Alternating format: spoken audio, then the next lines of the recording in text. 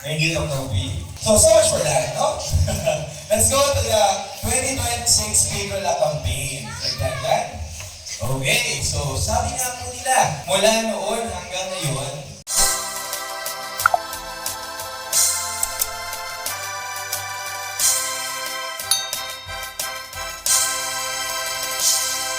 so please welcome Dr. Nomi Argente.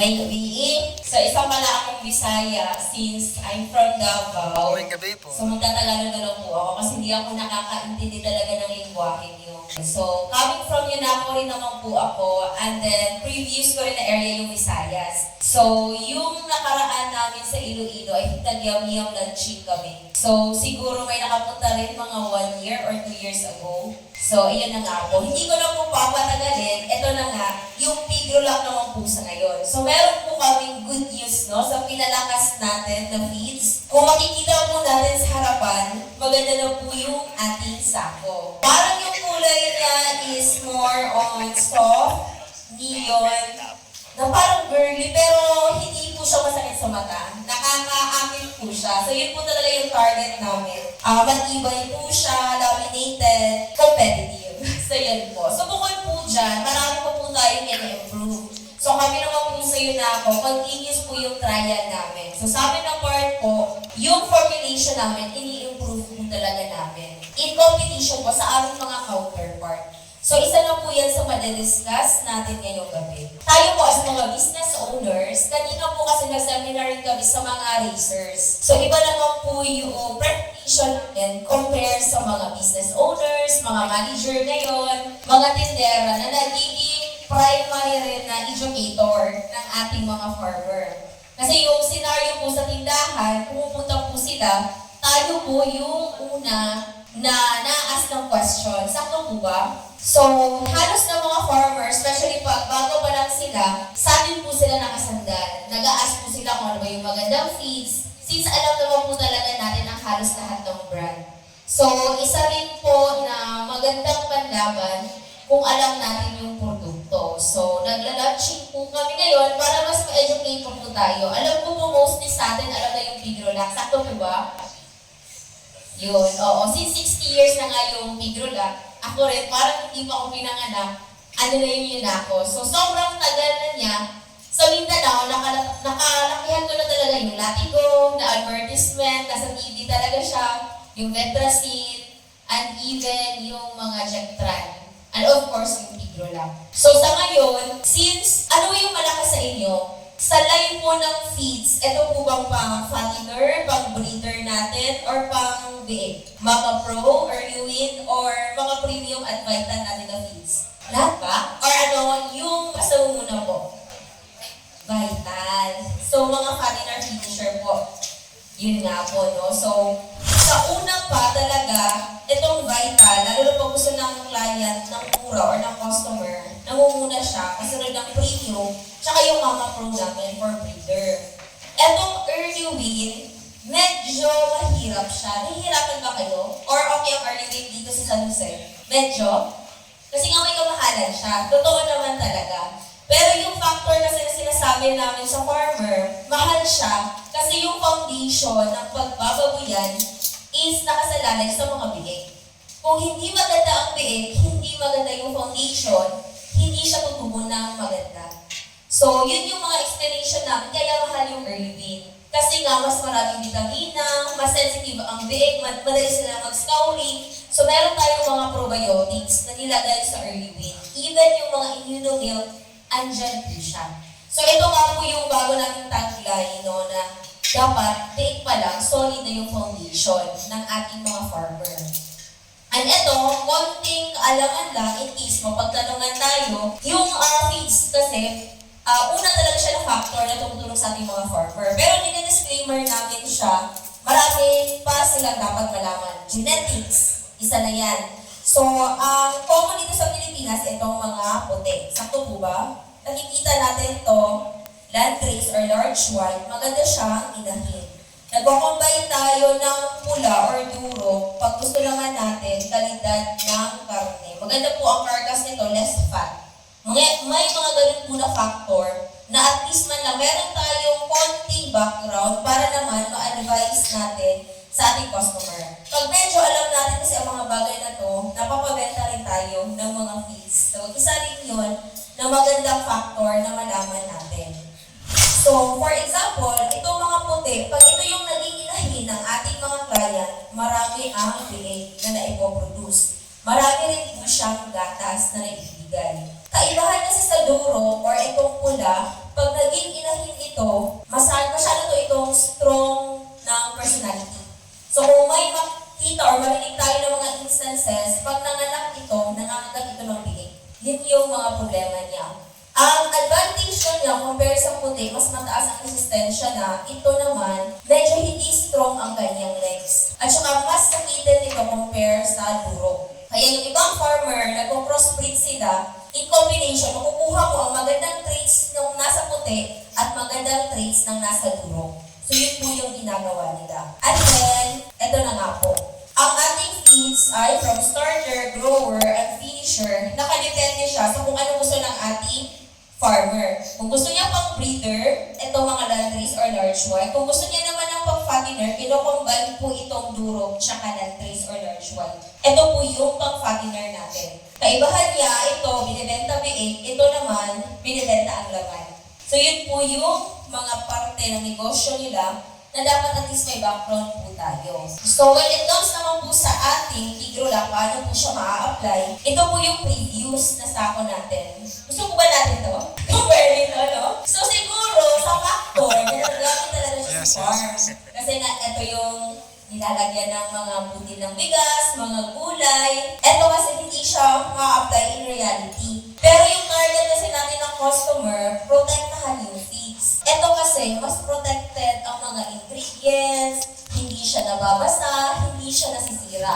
Ang market naman natin baboy, hindi naman po palay. So kaya, ito talaga yung pinustro rin namin. Para maganda yung mga feeds natin, protected sila, hindi nababasa. Yun nga in general. So eto na lang, naging ganito na siya. Iba na yung kulay, mas attractive na, tapos matibay na yung mga sako. Magagamit pa rin naman siya, nag-repag nila ito, naghihinga na siya, trash bag, gano'n na yung mga aura niya ngayon. Pero sobrang ganda niya nga i-trash bag. Maganda yung kulay kasi. So sa pang-breeder po natin, meron tayo combination ng blue at red na. Ito po yung sa developer natin, kung mapapansin natin. At ito naman po yung sa milk maker, panggatas. Tapos ito naman po yung buntis. So, livestock technology, madidiscuss natin ang benefit niyan. Ito yung tagline natin. Whereas yung para sa mga biik naman, ito po yung immunobooster as early as 5 days. Ina-advise na natin na ibigay. Tsaka itong early win superstart po natin ay itong parang may pagka-pink. So, ang tagline naman po niya is Right Start. Well, always po yung ating pigrolac na pang fattener, meron po tayong starter, grower, at finisher. Premium po ito. Ang ating vital, I think, is yun pa rin naman po yung old na sako. So, in case pag may mga maghahanap, pwede naman po yung vital. So, ito naman po, fast grow technology. So, from the word fast grow, mabilis pa rin po siyang lumaki yung ating mga baboy. So, ito na nga po. Bukod sa kagandahan po ng sako, yung pang breeder fees po natin, Mama Pro Developer and Milk Maker, ang additional po natin na talking points dito, pag may pumili na customer, kagandahan ng ating developer, tumutulong siya sa inahin, plus dumadami ang kanyang bilik. Meron po tayo mga ingredients na nakakapag-enhance ng biofertility and even yung mga boar po, maganda po yung kanilang mga sperm. So yun po yung tulong ng ating Mama Pro Developer. Bukod po dyan, yung mga nakasanayan na po natin na tagline na meron siyang advanced cooling system at itong Nature Boost. So ang Nature Boost naman po, para siya sa tao na may rain. Kasi nga, ina-apply natin sa tao, pag nabuntis ang baboy, tapos wala po siyang mga antioxidant, mga vitamins na nangayagat po. So sa pig product po, pag siya ay naka-Mama Pro Developer, mapapanatili po niya na maganda ang kanyang pangangatawan. Kasi nga po, meron po siyang antioxidants na pampaganda. And then sa milk maker naman po natin, madami ang gatas na ipoproduce. Pag marami pong gatas, maraming colostrum. Yun po talaga yung key factor para walang scouring or hindi namamatay yung biig. So pag marami siyang nainom na colostrum, mataas ang kanyang resistensya, maraming antibody, kagaya gaya rin sa tao. Kung sa mama po or sa baboy na gatas, mas maganda talaga yung galing sa inahin compare sa formula. Yun po yung ina-advise natin. So in return, etong lahat ng to, maibibigay natin sa ating customer. Maganda yung kain, maganda yung tubo ng katawan, panganganak niya, at even yung mga tiyan niya, hindi masyadong nagtatae. Lahat po na benefits na yan, makukuha po sa ating Mama Pro Developer at Milk Maker. The key po is my biofertility at milk enhancer effect po siya. So ito naman po yung feeding guide natin. Pwede lang po natin picturean just in case may magtanong po kung ilang rami ang ibibigay nila ng Mama Pro Developer. Pero ito po ay nakabase sa yields pa lang. So as early as 4 months kasi or 5 months, namimili na po yung ating mga farmer kung sino dito ang maganda na i-breed or kung sino dito ang gagawin na inahin. So kaya po, naka-developer na po yan as early as 4 to 5 months. Ito naman po, if ang target ng customer natin ay pang-breeder.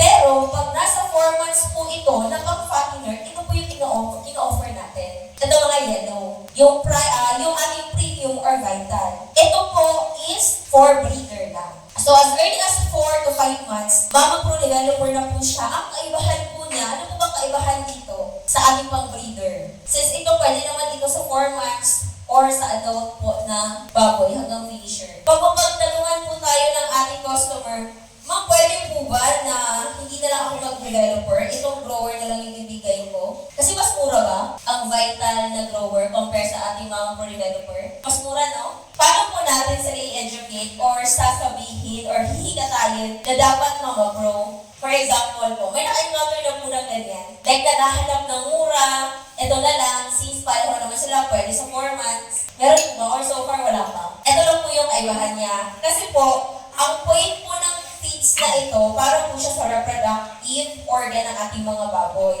So more on pang fertility ito naman po, nakafocus po siya sa laki ng ating mga baboy. So pag ito po yung binigay ng ating farmer, nag-grower po siya instead of developer, masyadong malaki yung baboy niya. So ang negative impact niyan, pag malaki po siya, mataba yung matres. Nahihirapan rin siyang mag-anak. So kaya po, kung pang-breeder, Mama Pro, kung pang-fattener, itong premium or vital. So ito yung feeding scheme natin from 4 months hanggang 8 months. So kadalasan po, nag-breed yung mga baboy, kung gusto nilang maging inahin, 7 months to 8 months. Pero makikita ng mga farmer natin, as early as 5 to 6 months, meron na po yung mga signs of estrus. Naglalandi na po as early as 5 months.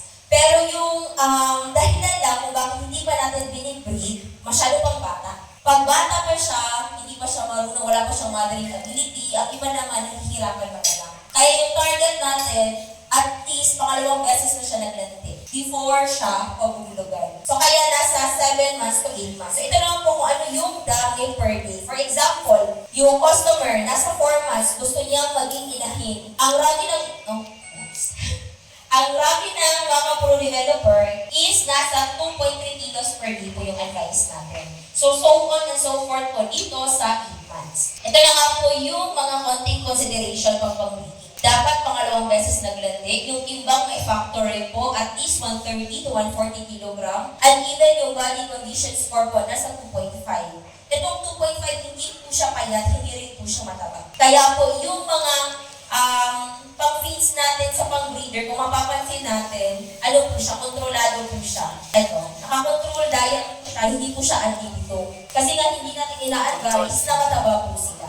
Ito naman po, pag may magtanong na buntis na at nanganak na, ano po yung binibigay natin pag nagpapalakti? Lactating po na brand. Milk Maker. So, bigro lang po, sa akin naman po, etong blue. Ito po siya pag nagpapalede na. Ang kagandahan niya, mamaya madidiscuss natin, ito lang is feeding scheme po ito. So, from day 1 na nabulugan hanggang day 100 developer. Pag 2 weeks, manganganak na, nag-Mama Pro milk maker na po kami. Tulong po ito na pinaprepare natin yung inahin na marami ng kanyang mga gatas. Kasi manganganak na siya ng 2 weeks. So, ito po, kagandahan ng ating milk maker, meron siyang vitamins, fruits, meron po siyang pampagana ng kain, tapos meron po siyang probiotics, maganda po yung digestion ng ating mga inahin, and of course, meron po siyang immunomilk nutrients na binigay natin para hindi po siya masyado nangayayat from lactation. At ang kagandahan po, nagandang po kami ng panibagong trial. Ito naman po ay updated, hindi po ito 5 years ago. Napaka-updated po ng trial natin. Kinumpare po namin siya sa mga competitor. Hindi na po namin bibigyan ng pangalan, pero alam niyo na yung mga competitor namin. So, nasa pangalan na brand A at brand B. So, according to our trial po, nag-stay in kami sa farm, nagbigay kami sa isang baboy ng competitor na feeds at aming feeds, nalamangan po namin siya. Ito naman po ay hindi salita lang, meron po itong mga dokumento or mga research na papel. So, with regards po sa aming booster, nalamangan po namin ng 800 grams, yung pre-starter po namin ng feeds, nasa 3.6 po yung laman namin sa kilo. So, ito po ay nakatimbang lahat. Hindi po siya mata-mata. Na makikita mo lang malaki, pero pag timbang, mataas pala yung reseco. So usually po yung reseco, pag na-starter na, yung mga fluid or liquid, pag nawala na, mag-ano po yung baboy. Ito po talaga is laman po talaga yung nangibabaw sa ating pigrola.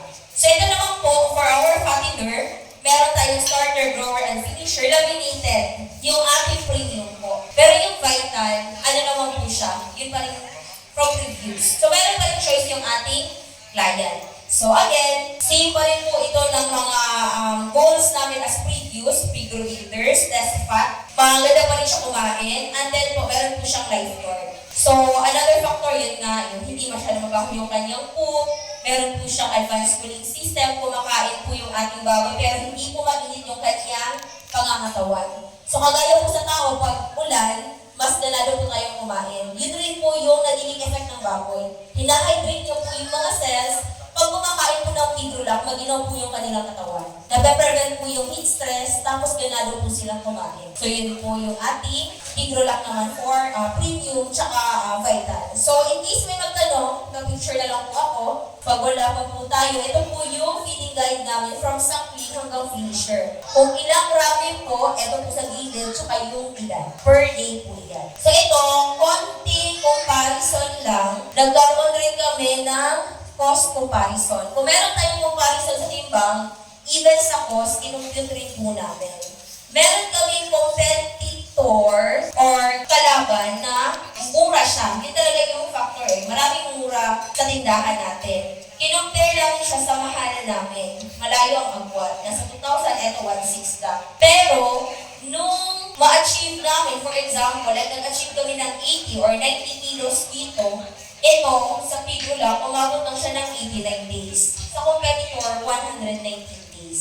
So, kung i-compute nyo po, ito naman, mahal, pero maliit lang yung binigay na pigrolac. Yung other feed brand, mura po siya, pero halos na times 2 yung kailangan ng feeds before po siya makakonvert ng timbang. So, yung target po kasi namin, according to our research, pag maganda po yung management, maganda yung housing ng ating farmer, maganda yung genetics, nagiging po yung mga pag-fattener natin na baboy, 600 grams per day. So, kung anong kinakain nila na feeds, nagiging po sila ng timbang. So, isa rin po ito sa mga study namin na pino-point out namin sa aming mga research kanina. Ito naman, mahal, pero maliit lang yung ibibigay mo, malaki na yung bigay niya sa timbang. Yun rin po yung difference niya. So, ito naman po 6.7.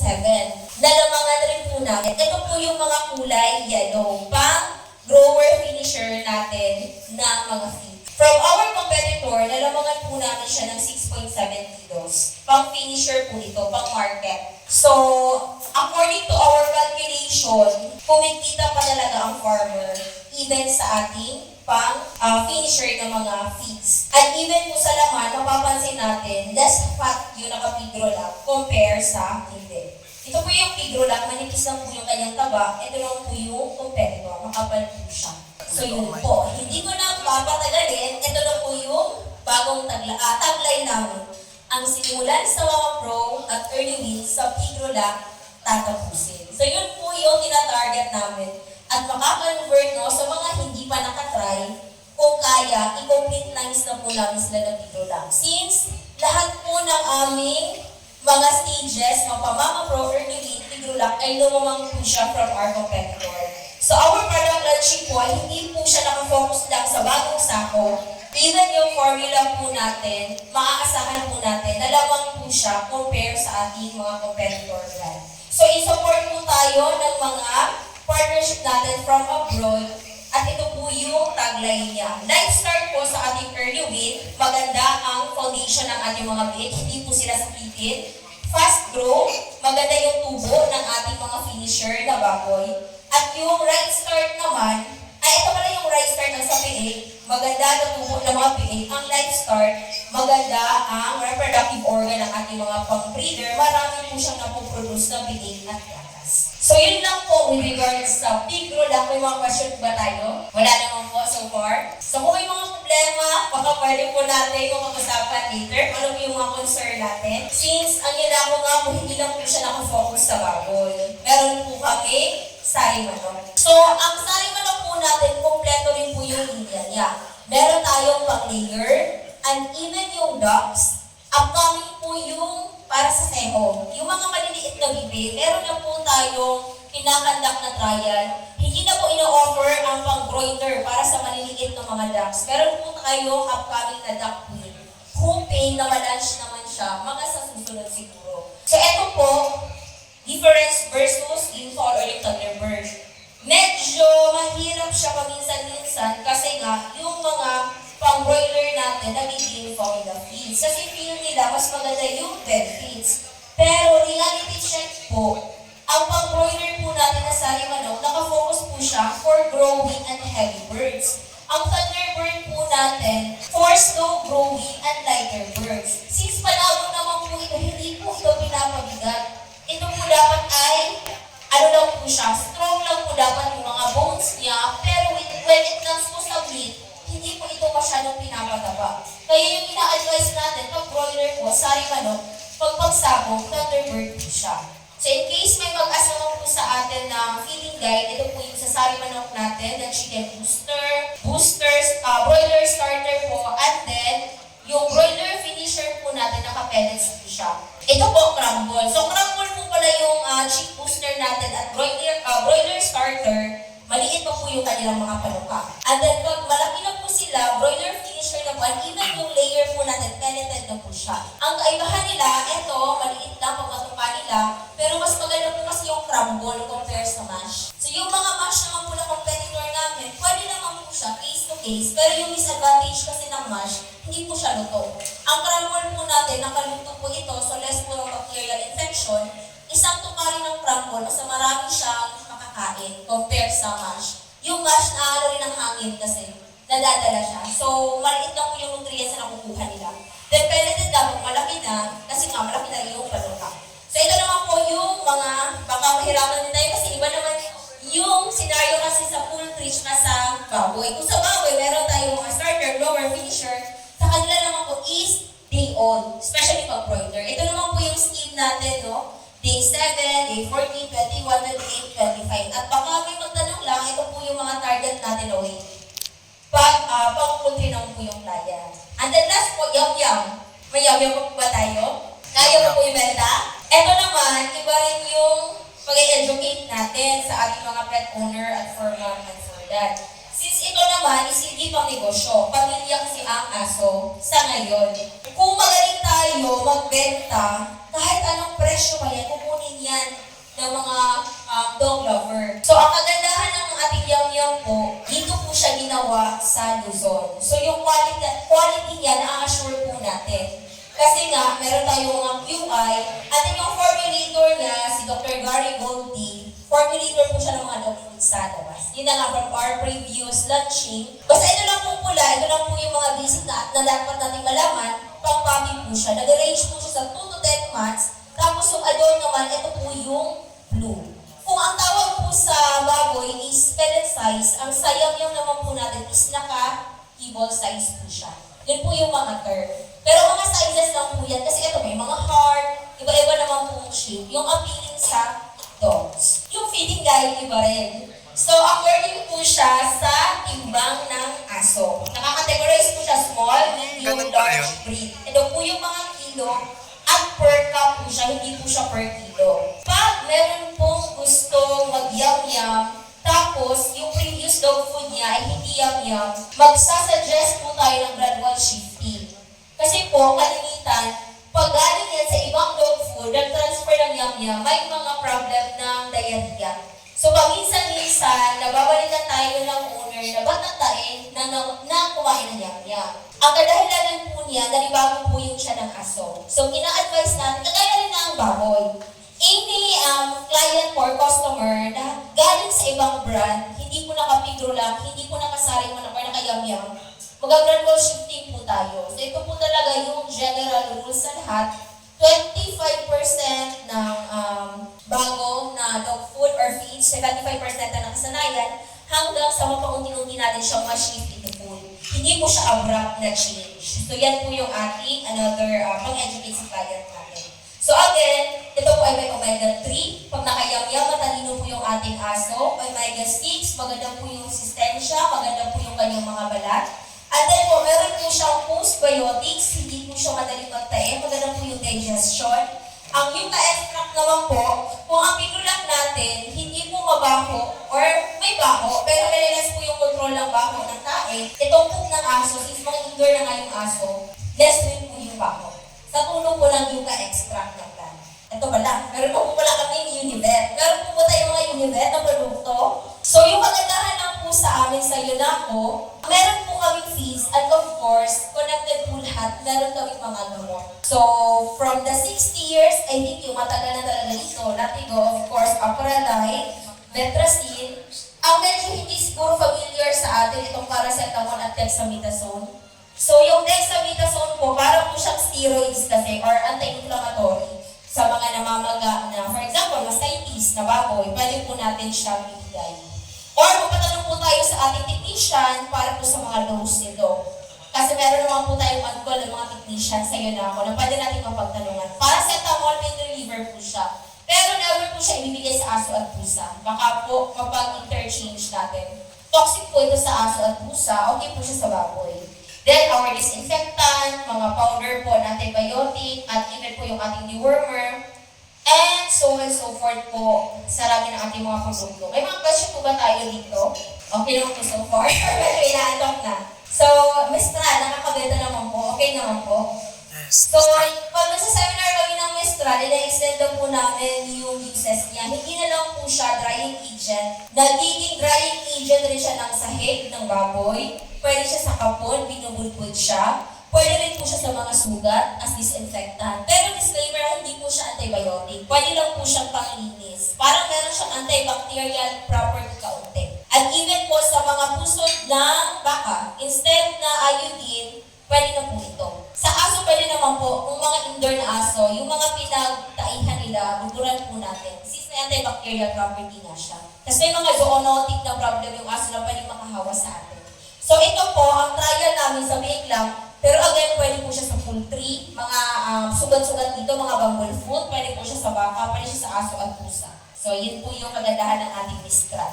And then, ito na po yung panghuli pala, Syngenta. I think madiscuss ito sa further plans po namin kasi nga magiging partnership na po namin ng Syngenta. Kaya po natin ito no? Ang lakas po rin kasi ng Syngenta, yung marketing strategy niya talagang maganda. Kaya po, ito rin po yung another good news namin, in partnership na po kami ng Syngenta. At soon po, meron po kami mga plano na magsaseminar with regards sa mga product nito. Para matulungan po yung ating farmer, hindi lang sa baboy, even sa mga plants po. Ito po ng mga produktong ito ay magiging kasama na rin po namin. So I think, yun lang po. Hindi ko na papakasin po. So I hope po meron po tayo natutunan. So maraming salamat po sa inyong presensya and hoping po na mas lumakas po yung ating produkto at lumakas po yung ating mga negosyo. So thank you po.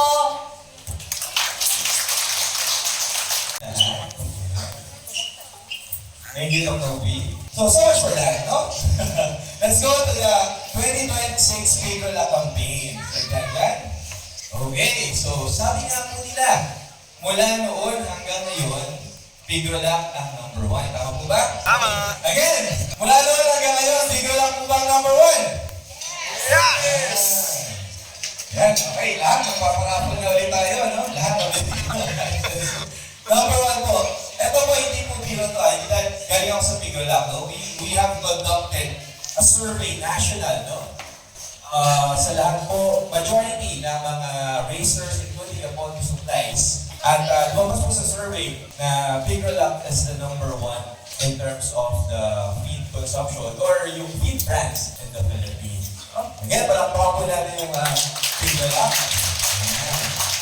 Pero sabi nga po nila, I think, no, na-experience nyo po ito. Ako po, 15 years na rin po ako sa industriya. Dito sa atin sa farming, hindi lang halata, no? Binuhat agad, ano? 15 years na po ako, pero sabi nga po nila, ang mga negosyante po, yung ating mga racers, hindi yan nagpapaka-kontento ba, no? Paiba-iba, tama po ba?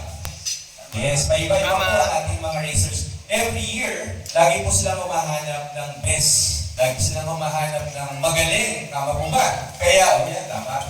Tinama tayo. Kaya po, every year din, naghahanap din sila ng bagong feeds na gagamitin.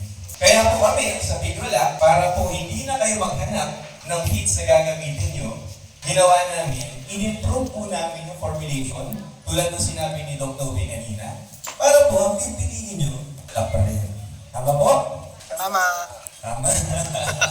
Okay, so, meron na natalo sa Pigolak, of course, Pigolak din. At ito yung mas pinaganda at mas pinalakas na pinaka-Pigolak. Again, pinakalamang sa nutrisyon, pinakalamang sa timbang, with a 7 kilo advantage, at pinakalamang sa kabuhayan nating mga negosyante. Okay?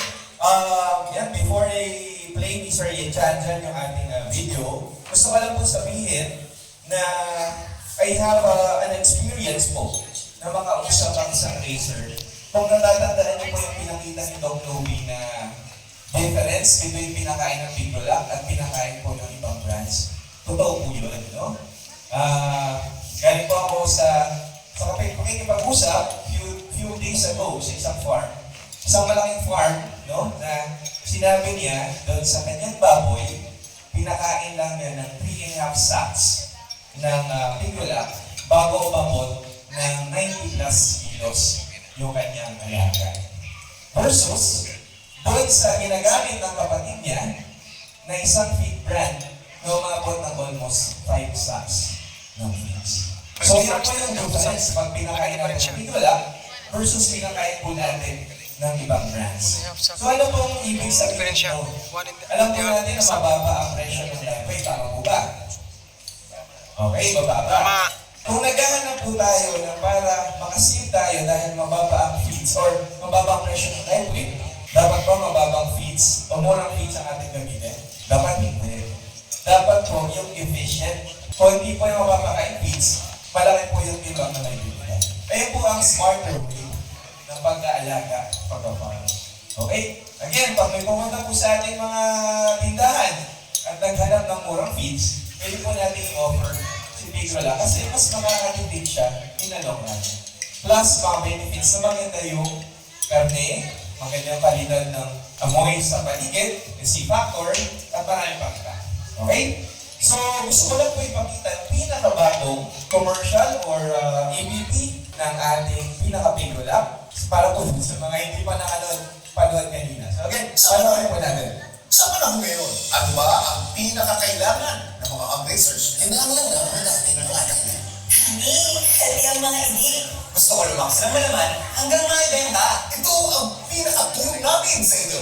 Ang daming Pigolak, pinaka-Pigolak na. May free ko namang nutrition. Pinag-usay ng world-class experts. Pinag-arami ang gusto para masiguro makukuha ng mga alagang baboy ang tamang nutrisyon na kinakailangan nila. Para sa mga inahin, mag-Mapa-Pro. Pinakagaw natin. Alam niyo ba na Mapa-Pro ay may lifestyle technology? Ang Mapa-Pro developer ay may biofertility enhancer at advanced cooling system na sumusuporta sa buntis na inahin para siguradong healthy at marami ang mga biig na ipapanganak. Ang Mapa-Pro Milk Maker naman ay may Bio Milk Enhancer na nakakatulong sa mga nagpapasusong inahin para makapag-produce ng marami at masustansyang gatas para lumaki mabilis at malusog ang mga biig para mas matagal na sila maging productive. Ang Mapa-Pro ay naglalaman din ng Nature Boost Technology upang maiwasan ng stress at mabilis na pangangayayat ng inahin.